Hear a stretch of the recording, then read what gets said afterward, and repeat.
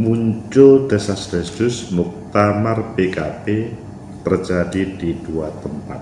Dualisme akan terjadi kalau itu terjadi.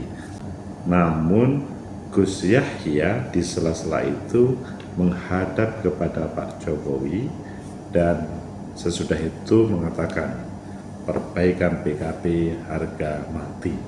Caimin langsung irit bicara. Bagaimana menurut, apakah PKB akan langsung diambil alih oleh PBNU dalam hal kepemimpinan atau akan terjadi muktamar di dua tempat seperti 2008 dahulu dan salah satu yang akan resmi NU atau PKB yang akan bisa memenangkan? Bagaimana menurut kalian? Menurut analisis saya,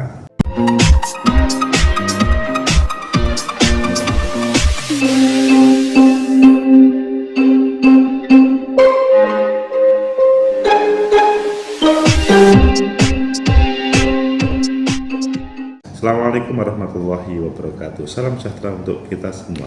Pecinta masa depan negeri, tegakkan kebenaran, lawan ketidakadilan. Desas-desus PKB yang informasinya muktamar akan terjadi di dua tempat. Caimin awalnya sangat kenceng, hanya PKB kami yang bisa melaksanakannya. Ayo kita baca di beberapa media, selanjutnya nanti kita kupas apa yang terjadi. Pertama di Tempo, muncul desas-desus muktamar PKB tandingan, begini kronologi pecahnya pergolakan PKB dan PBNU.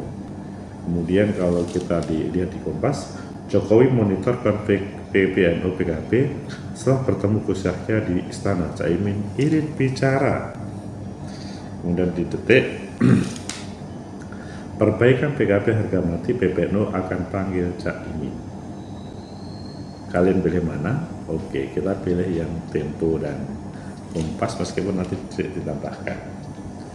Muncul desas-desus muktamar tandingan, begini kronologi pecahnya pergolakan PKB dan PBNU. Tempo, konflik antara Partai Kebangkitan Bangsa PKB dan pengurus besar Nahdlatul Ulama masih berlanjut sejak Juli lalu. Terbaru, ratusan tokoh NU mendesak PBNU mengambil langkah-langkah strategis untuk perbaikan PKB karena semakin jauh dari muriyah utama, yaitu partai yang didirikan oleh para atau PBNU. Perselisihan ini, pertikaian ini disinyalir disebabkan tim pengawas haji Dewan Perwakilan Rakyat pimpinan Ketua Umum PKB Muhaimin Iskandar membentuk panitia khusus atau pansus haji.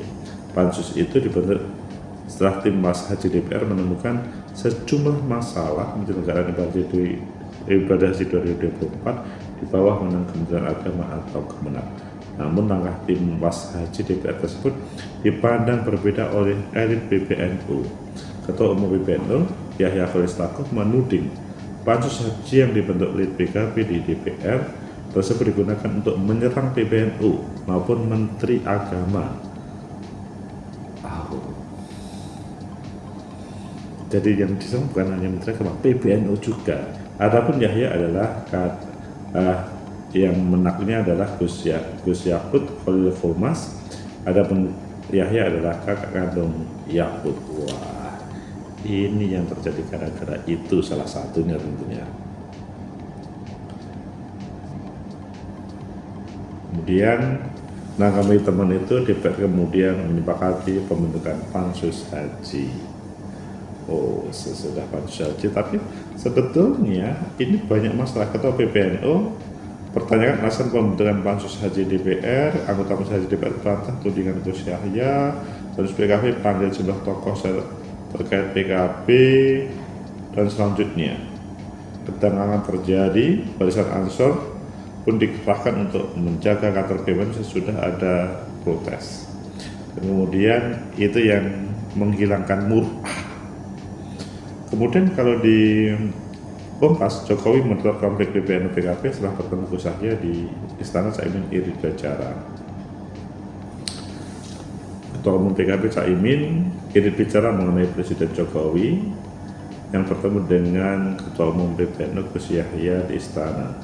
Jokowi mendesak konflik antara PBNU dan PKB dan menanyakan hal itu kepada Gus Yahya dalam pertemuan tersebut. Wah, saya nggak tahu, kata Caimin sambil memalingkan wajahnya saat ditemui di Ponpes Darul Rahman. Gus Yahya mengatakan Presiden Jokowi sempat menanyakan soal konflik antara PBNU dan PKB. Hal itu ditanyakan Jokowi saat bertemu dengan Gus Yahya dan dua kiai NU di Istana Kepresidenan.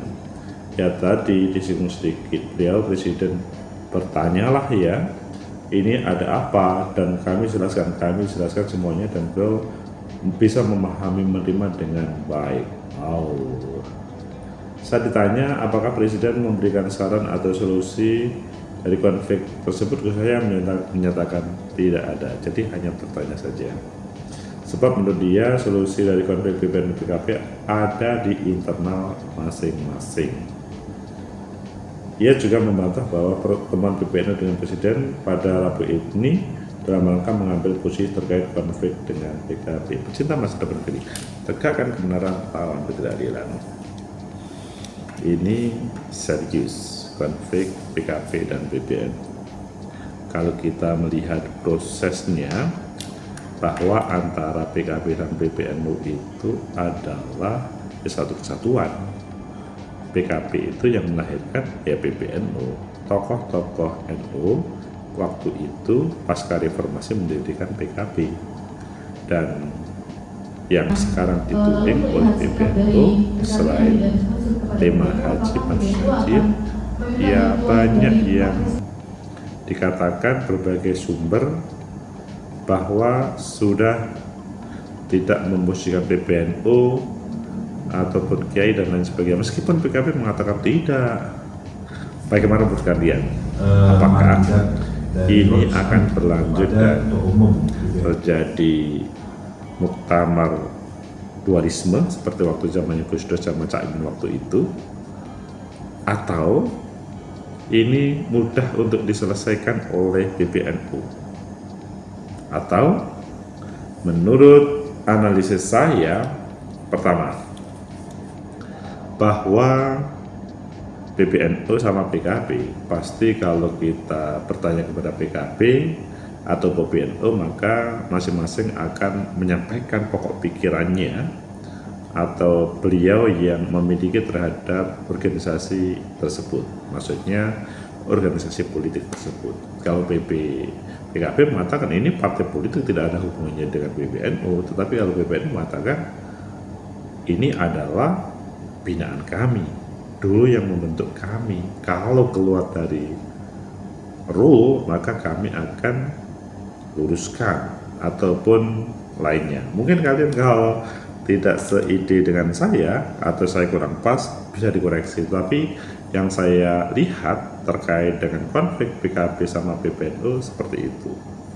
Dan selanjutnya pada saat ini itu lagi tegang-tegangnya, dan akhir Agustus, 24 Agustus atau ya akhir Agustus lah, PKB akan melaksanakan muktamar. Tetapi sebelumnya PBNU sudah wanti-wanti untuk melakukan benah-benah PKB. Yang kedua, bahwa pertemuan ratusan kiai ulama NU yang ada di bukan Tambak Beras, tapi di Tebu Ireng menghasilkan PBNU diperintahkan untuk benah-benah PKB, membenahi PKB. Gus Yahya pun bersemangat untuk membenahi PKB, meskipun selanjutnya teman-teman PKB mengatakan tidak ada hubungannya, tapi ini yang terjadi.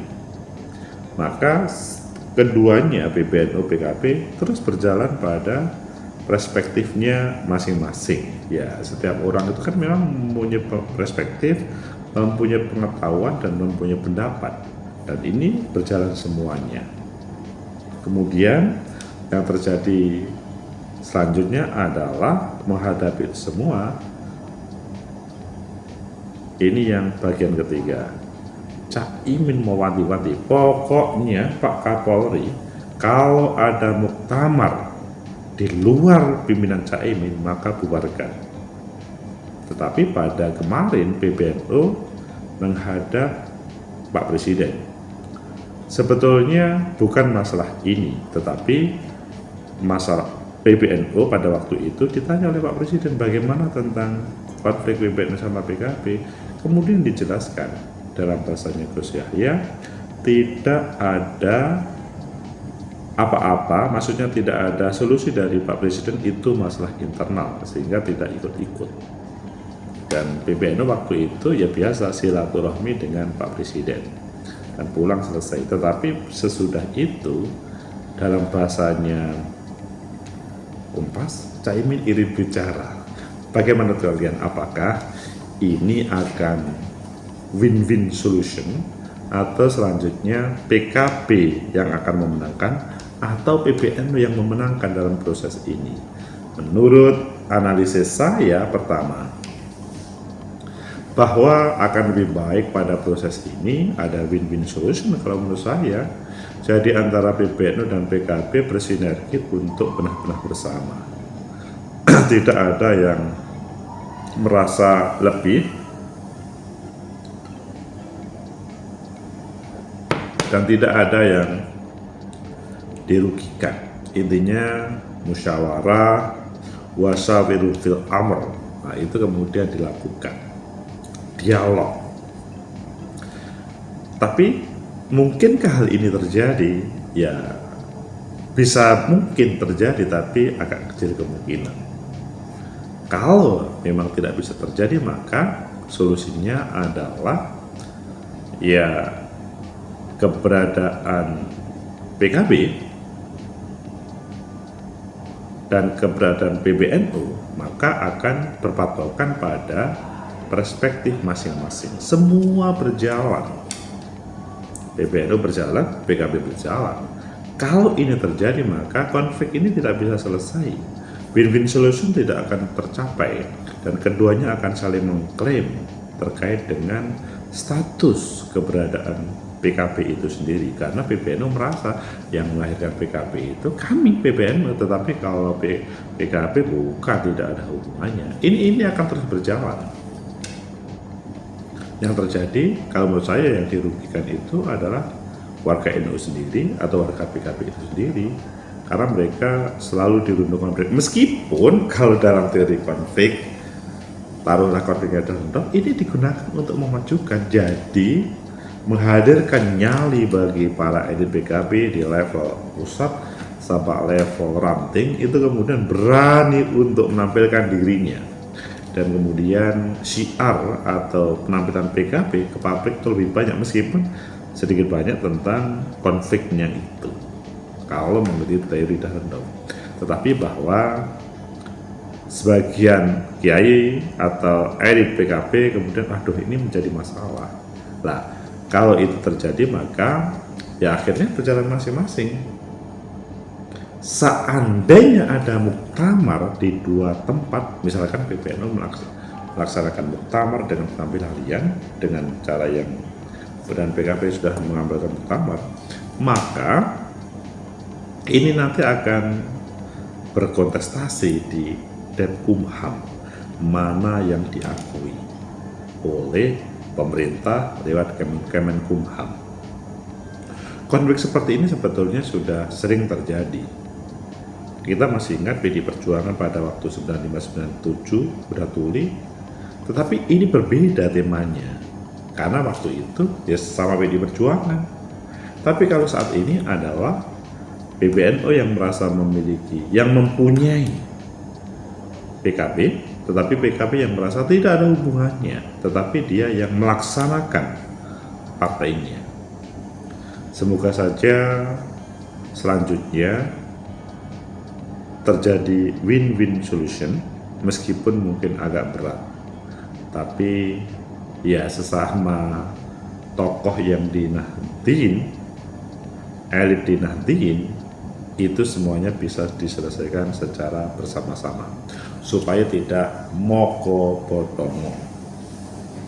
Tetapi seandainya tidak, terjadi, maka kemungkinan besar PBNU akan memenangi kontestasi ini karena merasa yang memiliki keberadaan PKB.